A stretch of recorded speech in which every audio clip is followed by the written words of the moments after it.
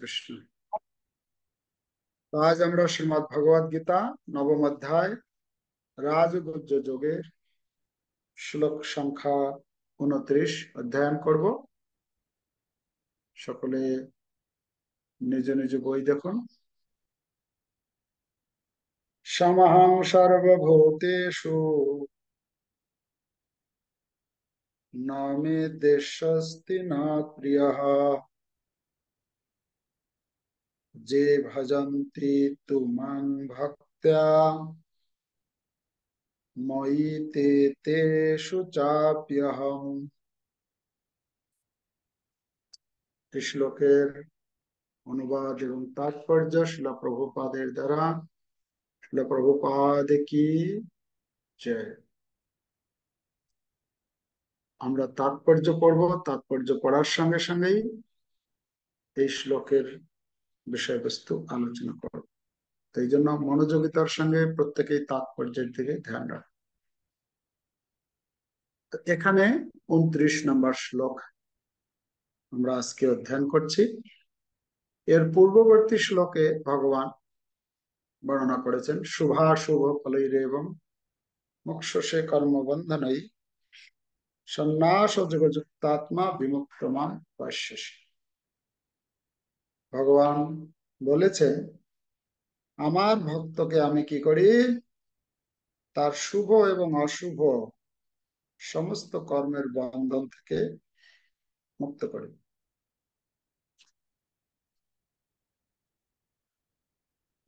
ভগবান শ্রীকৃষ্ণ বলতে চাইছেন যে তার ভক্তদেরকে তিনি মুক্ত করেন, আর যারা দুর্জন তাদেরকে তিনি বিনাশ করেন। তো যদি এটা হয়ে থাকে, কিন্তু ভগবান তো বলেছেন যে আমি হচ্ছি সমস্ত জীবের পিতা, তাহলে এই যে ভগবান যে ভালো মন্দ, এই ভালো মন্দ সবার প্রতি তিনি সমদর্শী হওয়া উচিত, সেটা তো হওয়া উচিত। সেটা যদি হয়, সমদর্শী হয়, তাহলে তিনি তিনি কি পক্ষপাতিত্ব পূর্ণর মতো এখানে আচরণ দেখা যাচ্ছে।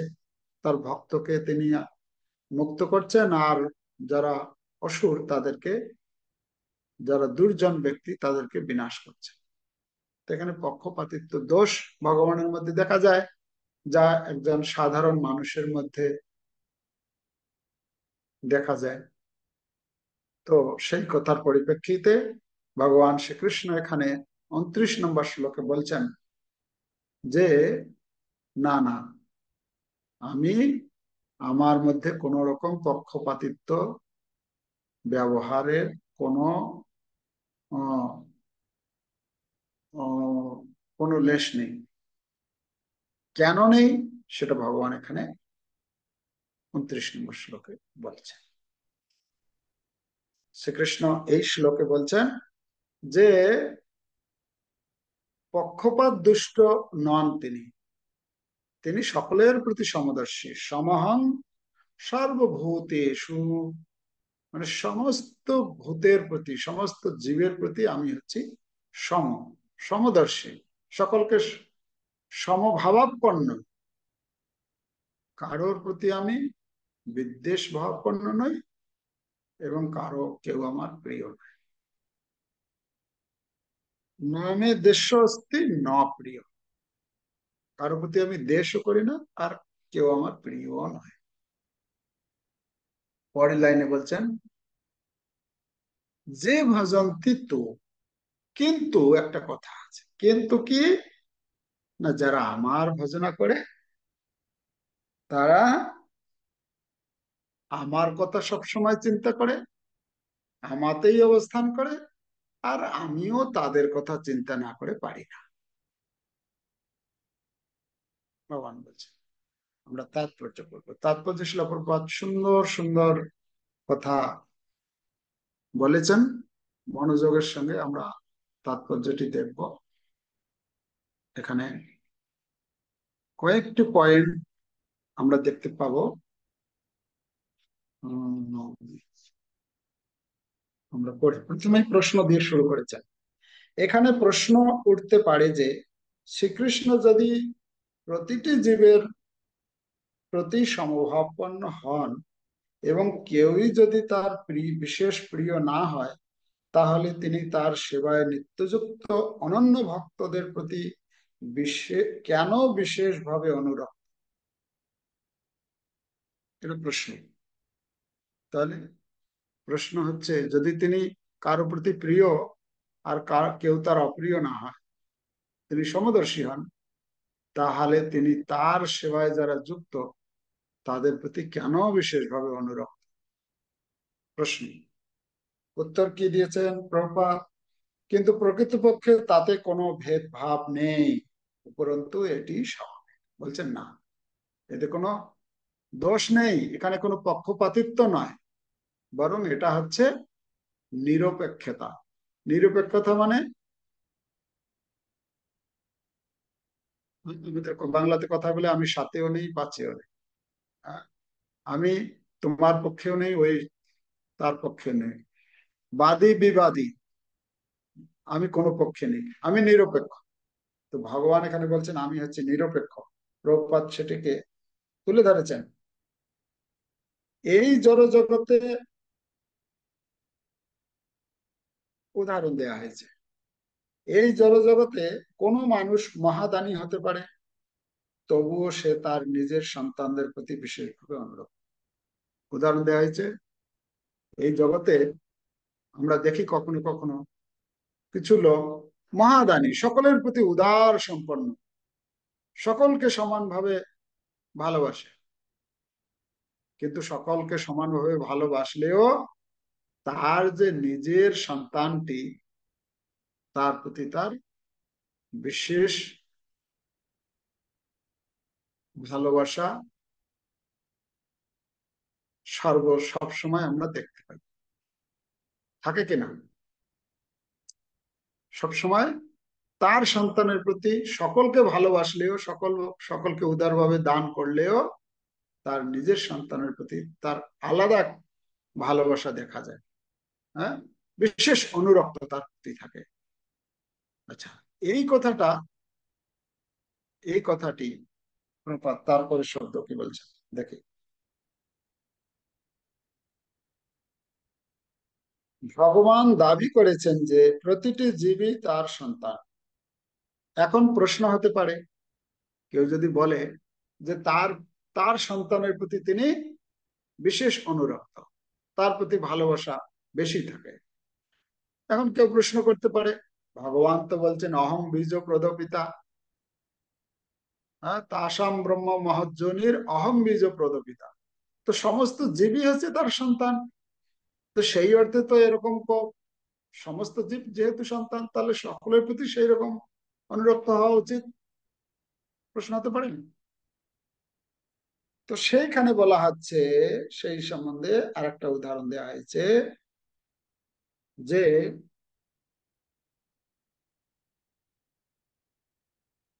সন্তান তা সে যে জনিতেই জন্মগ্রহণ করুক, তাই তিনি সমস্ত প্রাণীর জীবনের সব রকম প্রয়োজন উদারভাবে পূর্ণ করেন। তো কথা হচ্ছে, তিনি যে যেখানেই জন্মগ্রহণ করুক না কেন তারই সন্তান, তো তার সন্তান হওয়ার ফলে তার সকলকে সমানভাবে ভালোবাসা উচিত। তাহলে তার মধ্যে বৈষম্য দেখা যাচ্ছে এখানে, যদি এই এই যুক্তি দিয়ে আমরা যদি বিচার করি ভগবানকে। তো আমরা এই বাহ্যিক জগতেও দেখি যে একজন পিতার হয়তো 5 জন সন্তান রয়েছে। 5 জন সন্তান, পিতা তার যে সম্পত্তি সমানভাবে সবাইকে ভাগ করে দেয়। তো সমানভাবে ভাগ করে দেওয়ার পরেও আমরা দেখতে পারি কোন ছেলেটা অনেক সম্পত্তি তার সে সংগ্রহ করেছে, কোন ছেলে দিন এনে দিন খায়, কোন ছেলে বা কোন রকম দিন চলছে, কোন ছেলে হয়তো তার ঋণ হয়ে পড়ে আছে, ঋণী হয়ে গেছে। এরকম এরকম আমরা দেখতে পাই কিনা এই জগতে?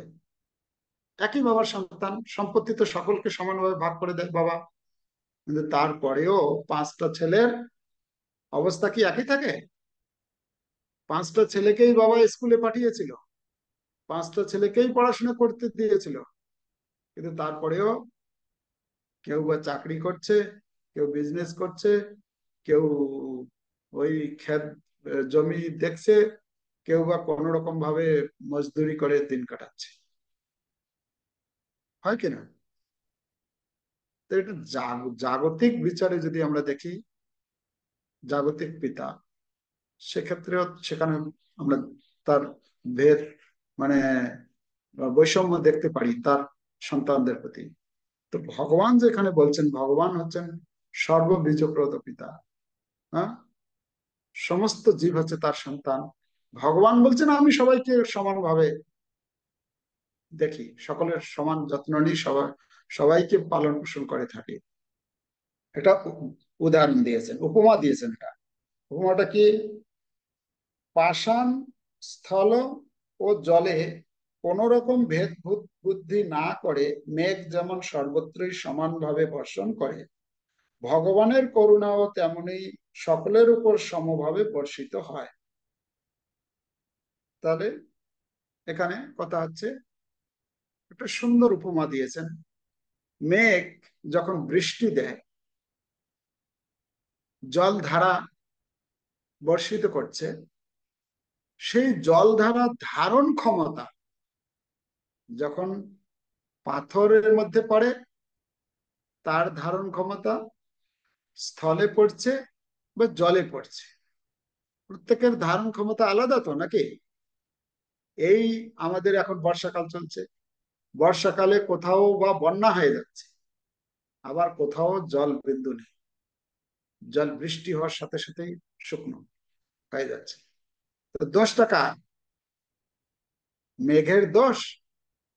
মেঘ যে বৃষ্টি দিচ্ছে, মেঘকে যদি কেউ বলে যে পাথর যদি বলে, হ্যাঁ আমাকে এত, মানে আমি আমাকে, আমার সব সময় অভাব জলে, মরুভূমিতে সব সময় অভাব, আর পুকুর নালা বা যে জমি, সিক্ত জমি, সেখানে জল ভরে যাচ্ছে, দোষটা কার? দোষটা মেঘের? মেঘের দোষটি না, দোষটা হচ্ছে আমার ধারণ ক্ষমতা কতটা রয়েছে। তো এখানে ভগবান বলছেন সকলকে আমি উদারভাবে ভালোবাসি, সকলকে আমি আহ সমজ্ঞান সমভাবাপন্ন সকলের প্রতি, কারোর প্রতি আমি, কেউ আমার প্রিয় নয়, কেউ আমার অপ্রিয় নয়। তাহলে কথা হচ্ছে, যদি প্রিয় নয় অপ্রিয় নয়, তাহলে কেন এই ভেদ ভাবটি আমরা দেখতে পাচ্ছি?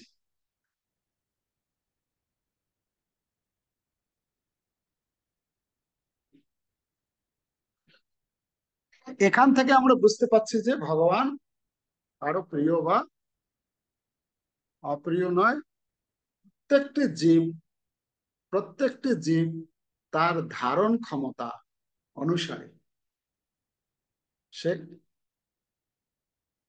ভগবানের কৃপা লাভ করে থাকে, তাই তো নাকি?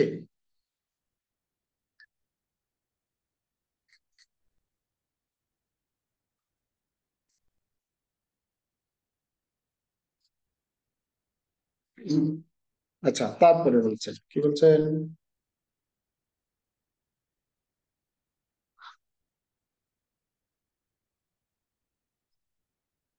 কিন্তু তার তার ভক্তের ক্ষেত্রে তিনি বিশেষ মনোযোগ প্রদান করেন। এই ধরনের ভক্তের কথা এখানে বর্ণনা করা হয়েছে। ভগবান এবার নিচের লাইনটা বর্ণনা করা হচ্ছে, যে ভজন্তি তো মাং ভক্তা। এই ধরনের ভক্তের কথা এখানে বর্ণনা করা হয়েছে। তারা চব- আহ, তারা কৃষ্ণ ভাবনায় নিয়তই মগ্ন, তাই তারা সর্বদাই কৃষ্ণের মধ্যে অপ্রাকৃত স্তরে স্থিত থাকেন। কৃষ্ণ ভাবনা এই শব্দটির অভিব্যক্তি এই যে এই প্রকার চেতনা সম্পন্ন মানুষ শ্রী ভগবানের মধ্যে স্থিত জীবনমুক্ত যোগী। ভগবান এখানে স্পষ্টভাবে বলেছেন ময়িতে, অর্থাৎ তারা আমাতে স্থিত। তাহলে এখানে বলা হচ্ছে কি, হ্যাঁ, এখানে বলা হচ্ছে যে ভগবান বলছেন কিন্তু আমার ভক্তদের প্রতি আমি অনুরক্ত। তিনি তিনি তাদের প্রতি মনোযোগ প্রদান করেন। কেন? না, ভগবান বলছেন তারা যেহেতু সব সময় আমার কথা চিন্তা করে, মানে আমাতেই অবস্থান করে, তো স্বাভাবিকভাবে আমিও তাদের কথা চিন্তা করি। তারা এই জগতে থাকলেও, এখানে বলা হচ্ছে কৃষ্ণ ভাবনাময় কথাটির অভিব্যক্তি হলো তারা জীবন মুক্ত যোগী। তারা জীবন মুক্ত, এই জগতে থাকলেও এই জগতের প্রতি তাদের কোনো লেনা দেনা, এই জগতের প্রতি তারা আসক্ত নয়। তারা আসক্ত কিসে? তারা আসক্ত হচ্ছে ময়িতে। ভগবান বলছেন ময়িতে, মানে মই মানে আমাতে, তে মানে তারা, তারা আমাতে অবস্থান করে সর্বদাই, সব সময়। তো স্বাভাবিকভাবেই তিনিও তাদের মধ্যে বাস করেন। তো ভক্ত এবং ভগবানের যে এই যে সম্বন্ধ, যেটা যেটা ভগবানের একটা সাধারণ নিয়ম আছে, আর এটা হচ্ছে বিশেষ নিয়ম, দুইটা। সাধারণ নিয়ম মানে তিনি সকলের প্রতি সমদৃষ্টি সম্পন্ন, সকলকে সমভাবে, সকলের প্রতি উদার, তিনি সকলকে সবকিছু সরবরাহ করে থাকেন। কিন্তু যারা ভগবানের সঙ্গে, ভগবানের কথায়, ভগবানের চিন্তায় সর্বদা যুক্ত, ভগবানের কথা শুনে কাজ করেন, তারা কি হয়? তারা সব সময় ভগবানের চিন্তন করেন, তাই ভগবানও তাদের কথা চিন্তা না করে পারে না। আমরা দেখি এই একজন বাবার পাঁচজন ছেলে, যে ছেলেটা কথা শোনে, যে ছেলেটা বাবার কথা অনুসারে, হ্যাঁ, জীবন যাপন করে, বাবা স্বাভাবিকভাবেই তার প্রতি একটু, তাকে সবসময় তার পরামর্শ প্রদান করে থাকে, ঠিক আছে এটা করো এটা করো। আর যে বাবা তার সন্তানের, তার যে সন্তান তার বাবার কাছে যায় না, কোনোদিন জিজ্ঞাসাও করে না, তাকে কি বাবা কোনো উপদেশ দেয়, কোনো সৎ বার্তা দেয় তাকে? দেয় না। তো তেমনি ভগবান এখানে বলছেন যে জীব আমাকে ছাড়া তারা সে কিছু বোঝে না, তো স্বাভাবিকভাবে তাকে সময় দিতে হয়। এটা এটা সাধারণ নিয়ম। তো এখানে সেটা বলছেন যে এই যে ভগবান এবং ভক্তের মধ্যে যে আদান প্রদান, এটা কোনো জাগতিক নিয়মের মধ্যে নয়। এটা হচ্ছে, এটা হচ্ছে কি কি বলছেন এখানে,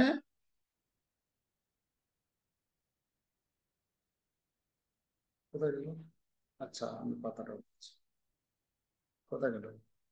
দেখেন, আচ্ছা, ভগবানের, আহ,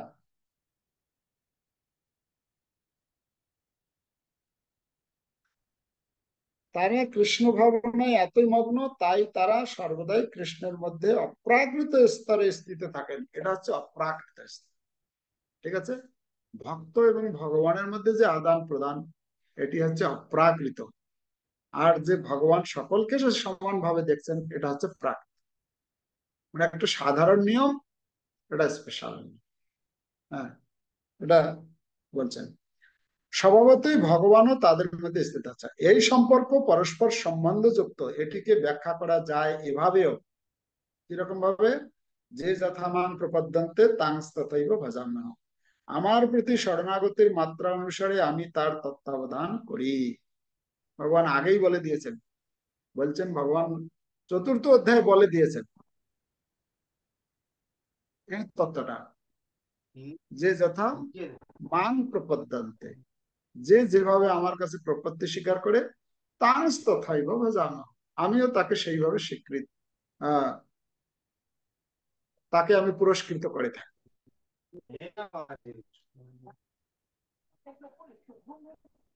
তো এই অপ্রাকৃত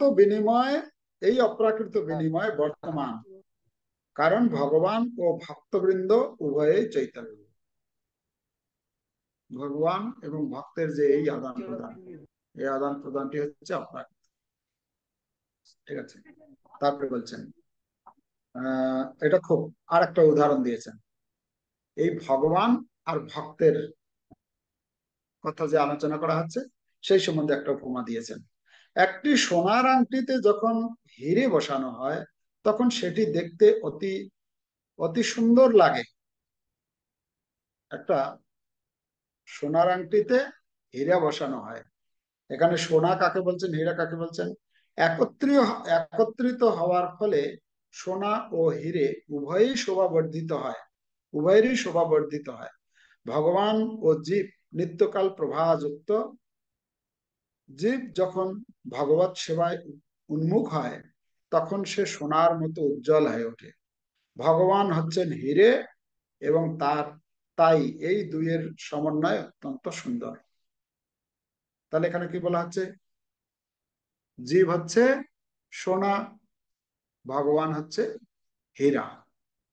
সেই সোনার উপরে যখন হীরাকে স্থাপন করা হয় আংটিতে, তখন দেখতে দু দু দু দুইটারই, সোনা সোনা এবং হীরা দুটাই উজ্জ্বলতা প্রকাশ করে।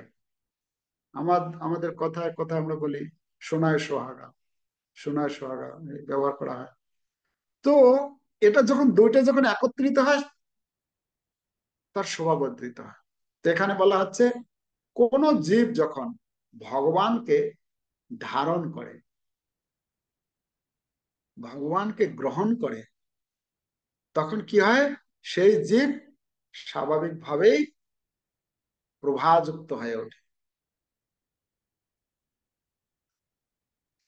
যদি কোনো জীব ভগবানকে ধারণ না করছে, ভগবানের সঙ্গে যুক্ত না হচ্ছে, ততদিন পর্যন্ত সে কি হবে? সে অন্ধকারের মধ্যে থাকে। কিন্তু যখনই ভগবানের সঙ্গে স্পর্শে আসছে, যখনই ভগবানকে গ্রহণ করছে, এখন বলছে না মইতে, মানে তারা আমাতে ভগবানকে তাদের হৃদয়ে সর্বদাই চিন্তন করছেন। ভগবান সবকিছু, যা কিছু করছে ভগবান।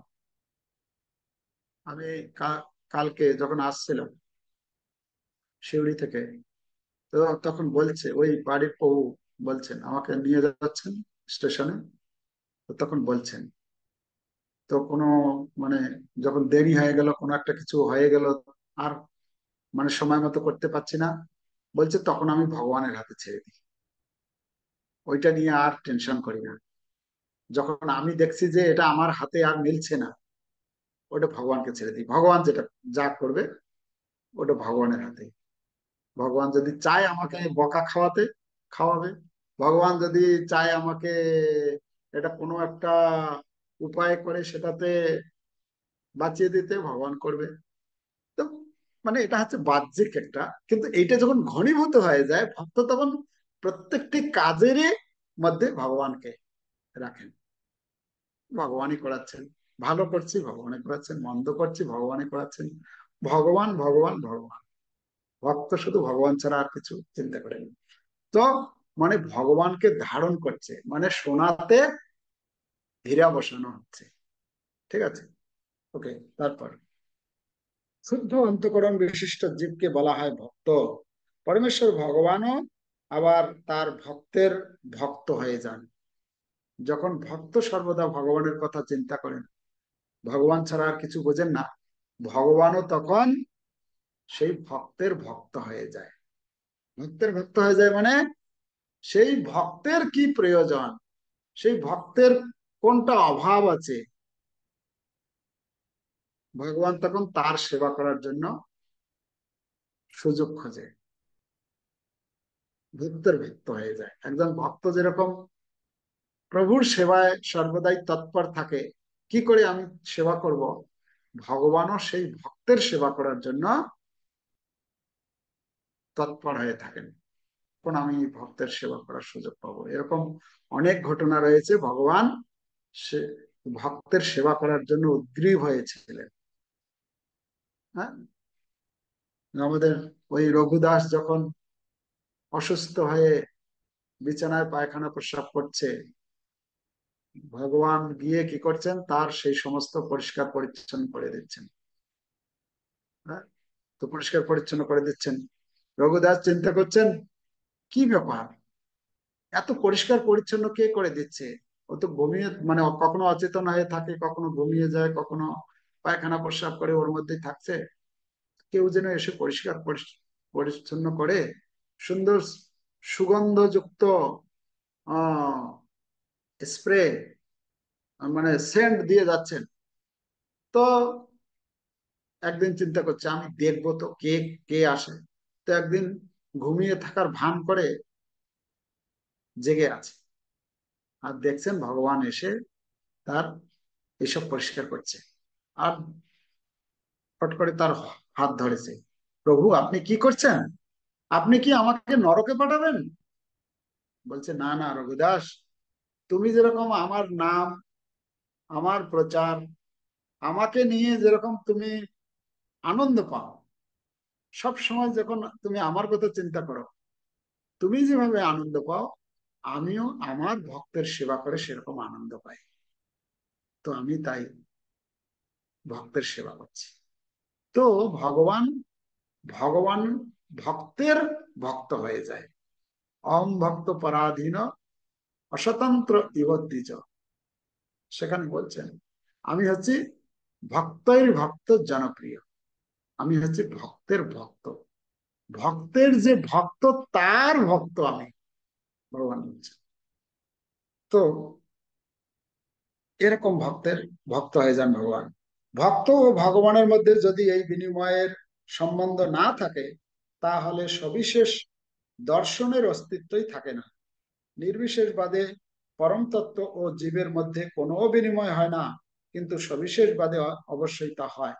এখানে প্রপাত একটা সুযোগ পেয়ে একটু বলে দিচ্ছেন যে ভক্ত আর ভগবানের যে এই যে সম্বন্ধ, এটা যারা নির্বিশেষবাদী, যারা ভগবানকে মানে না, ভগবানের রূপ নেই, ভগবানের আকার নেই, তারা এই তত্ত্বটা কখনোই বুঝতে পারবে না। এ তাদের মাথায় ঢুকবেই না। ঠিক আছে? তাহলে সবিশেষবাদ আর নির্বিশেষবাদ, যারা ভক্ত তারা হচ্ছে সবিশেষবাদী, আর যারা অভক্ত নির্বিশেষবাদী, তারা কখনো এই ভক্ত এবং ভগবানের মধ্যে যে আদান প্রদান, এই যে প্রেমের সম্পর্ক সম্বন্ধ, এটা তারা কখনো উপলব্ধি করতে পারবে না। অন্তিম প্যারাগ্রাফ। এই উদাহরণটির প্রায় অবতারণা করা হয় যে ভগবান কল্পবৃক্ষের মতো, এবং এই কল্পবৃক্ষ থেকে যে যা চায় ভগবান তাই দান করেন। কিন্তু এখানকার ব্যাখ্যাটি আরো পূর্ণাঙ্গ। এখানে ভগবানকে তার ভক্তের প্রতি বিশেষভাবে পক্ষপাতী বলা হয়েছে। এটি ভক্তদের প্রতি ভগবানের বিশেষ কৃপার অভিব্যক্তি। ভক্তের প্রতি ভগবান অনুরক্ত। ভক্ত ও ভগবানের এই ভাব বিনিময়কে কর্মফলের অধীন বলে মনে করা উচিত নয়। এখানে কোনো কর্ম কাজ করে না। আমার কর্মের ফল অনুসারে আমার একটা হওয়ার কথা ছিল, আমার আচার আচরণ হওয়ার কথা ছিল, কিন্তু কোনো জীব তার সেই সমস্ত কর্মের ফল বা কর্মের নিয়ম অনুসারে তার জীবন যে যাত্রা অতিবাহিত করলেও, যখন সে ভগবানের সঙ্গে যুক্ত হয়ে যায়, তখন এই সমস্ত কর্মফল আর কাজ করে না, সেই নিয়মগুলো আর কাজ করে না। হ্যাঁ, যখন কোনো কোনো সাধারণ একজন নাগরিক, কোনো একজন সাধারণ নাগরিক উচ্চ পদস্থ কর্মচারী হয়ে যায়, তখন কি হয়ে যায়, স্বাভাবিকভাবেই তার ক্ষেত্রে আর সাধারণ লোকের যে নিয়ম কানুন সেটা আর কার্যকরী হয় না। দেখা যায় না, আমরা মন্দির দর্শন করতে গিয়েছি কোথাও, তো কি হয়েছে, সেখানে অনেক লম্বা লাইন আছে, কিন্তু কোনো ভিআইপি এসে গেছে, মন্ত্রী, হ্যাঁ, সাংসদ এসে গেছে, তখন কি করা হয়? তখন তখন বাইপাস করে তাকে মন্দিরের দর্শন করানোর ব্যবস্থা করা। তো সাধারণ জীবের ক্ষেত্রে যদি এরকম হয়, ভগবানের ক্ষেত্রে আর কি হতে পারে? ভগবানের যখন কেউ ভক্ত হয়ে যায়, তখন তার তার কাছে আর এই সাধারণ নিয়মগুলো কার্যকরী হয় না। এখানে বলছেন কর্মফলের অধীন বলে মনে করা উচিত নয়, সেটি দিব্য স্তরে অবস্থিত, যেখানে ভগবান ও তার ভক্তেরা নিত্য ক্রিয়াশীল। ভগবত ভক্তি এই জড় জগতের ক্রিয়া নয়, তার চিন্ময় জগতের ক্রিয়াকলাপ, যেখানে সচ্চিদানন্দময় দিব্য ভক্তি রস বিরাজ করে। তাহলে ভক্তিটা হচ্ছে কি? ভক্তিটা হচ্ছে এই জগতের নয়, ভক্তিটা হচ্ছে চিন্ময় জগতের। তো যখন কেউ কোনো ভক্ত ভগবানের সঙ্গে ভক্তি যোগের মাধ্যমে যুক্ত হয়, তখন আর এই জড়জগতের নিয়ম কানুন তার প্রতি আর লাগু হয় না। যেরকম সাধারণত আমাদের বৈদিক শাস্ত্রে অনেক নীতি নিয়ম রয়েছে, অতএব অনেক নীতি নিয়ম, কর্মকাণ্ডীয় নীতি নিয়ম অনেক কিছু রয়েছে আমাদের, যা না করলে পাপ হবে। যে ব্রহ্মচারী, যে গৃহস্থ, যে আহ প্রত্যেকের এক একটা, যে যেখানে আছে, তার কিছু কিছু নীতি নিয়ম পালন করা উচিত ধর্মীয় রীতিনীতি অনুসারে। কিন্তু যখন কেউ ভক্ত হয়ে যায়, তার জন্য সেই সমস্ত নীতি নিয়মগুলো শিথিল হয়ে যায়। হ্যাঁ, এই যে আগের শ্লোকে যেটা বলা আছে, শুভ অশুভ, কিছু শুভ কর্ম আছে, কিছু অশুভ কর্ম আছে। শুভ কর্ম করলে কি হবে? স্বর্গ সুখ ভোগ হবে। অশুভ কর্ম করলে নরক যন্ত্রণা ভোগ হবে। কিন্তু ভক্ত যখন ভক্তি করে, তখন তার মানে পুণ্যকর্ম আর হয় না,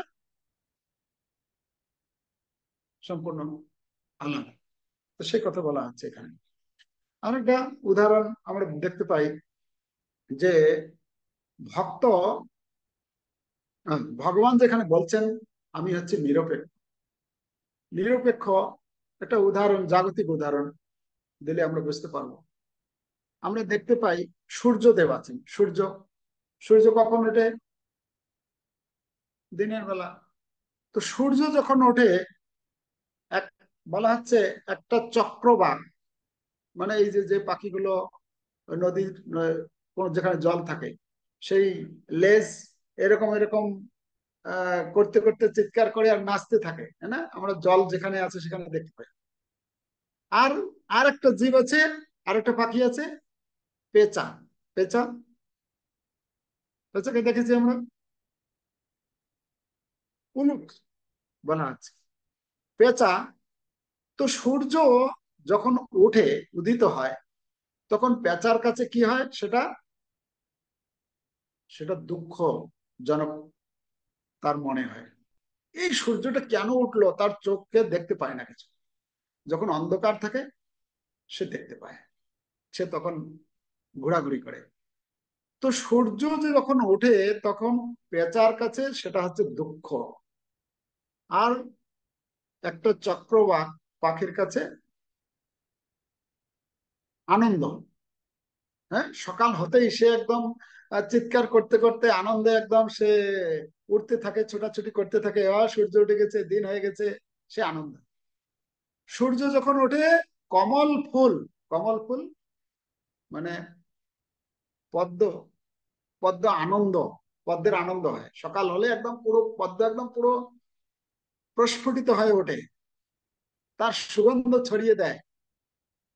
কিন্তু সেই সূর্য, কুমুদ ফুল, সূর্য যখন ওঠে, কুমুদ ফুল ধীরে ধীরে ধীরে ধীরে মুখ গোমড়া হয়ে সে বন্ধ হয়ে যায়। তো দোষটা কার? সূর্যের দোষ? একজন যে দুঃখ পাচ্ছে আর একজন যে আনন্দ পাচ্ছে, দোষটা কার? সূর্যের? সূর্যের দোষ নেই। তো সেই রকম ভগবান একজন ভক্তের কাছে, একজন অভক্তের কাছে, যে তিনি আহ, তিনি উদারভাবে কৃপা করে যাচ্ছেন, কিন্তু একজন অভক্ত একভাবে গ্রহণ করছে, একজন ভক্ত সেটাকে আর একভাবে গ্রহণ করছে। আসল কথা হচ্ছে গ্রহণযোগ্যতাটা, আমি আমার গ্রহণযোগ্যতাটা কতটা রয়েছে। যার যেরকম গ্রহণযোগ্যতা, সেই অনুসারে ভগবানকে সে দেখছে, সেই অনুসারে বিচার করছে। যদি আমরা ভক্ত হই, তাহলে ভগবানের বিশেষ বিশেষ কৃপার পাত্র হয়ে উঠবো। ভগবান সরাসরি আমাদের আহ খোঁজ খবর নেবেন আমাদের প্রতি, আমার কোনটা প্রয়োজন। অনন্য চিন্তয়ন্ত মাম যে জনা পরিচুপাসতে তেষাম নিত্যাভিযুক্তানাং যোগক্ষেমম বহাম্যহম। ভগবান বলছেন, আমার ভক্ত যারা অনন্য চিন্তা, অনন্য